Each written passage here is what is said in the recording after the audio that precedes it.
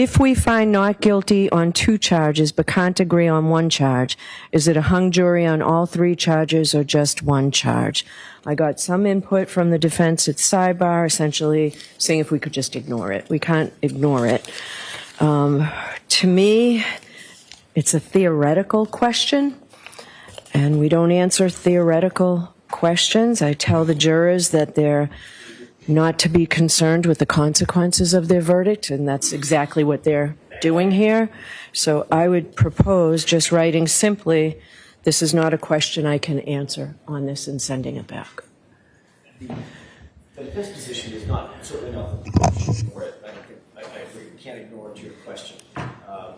However, I think that it is apropos, given the timing of when that question came in, literally before the court had answered the other 3 note card questions. I think that it would be appropriate to send a quick note just asking them, given the fact that there's some clarity in your other questions, does this answer your question? In other words, can you proceed without any further input by the court regarding that second question? So that made sense initially, but why ask them, do I really need to answer it, to then tell them I'm not answering it? Because I think at some point, they need to know what the law is. It's a reporting question. In other words, I don't see it as theoretical, as the court indicated. I see it a little bit differently, which is what are our options? And the options are built in the law, not in theory. If they come back with a verdict on more than 1 count, but they're hung on a separate count, they are to report those 2 counts,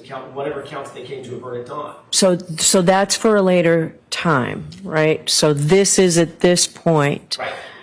It's premature, it's hypothetical, it's theoretical. I understand your point. I think I disagree with you at this point. It may be something later. The way the question's worded, if I find this, if we do this. I'll hear from the Commonwealth.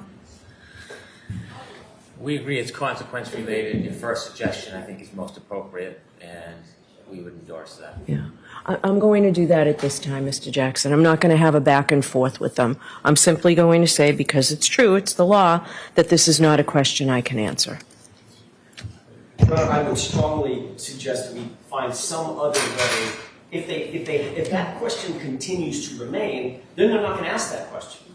I don't think the court can say, or should say, I can't answer the question, because the court can answer that question.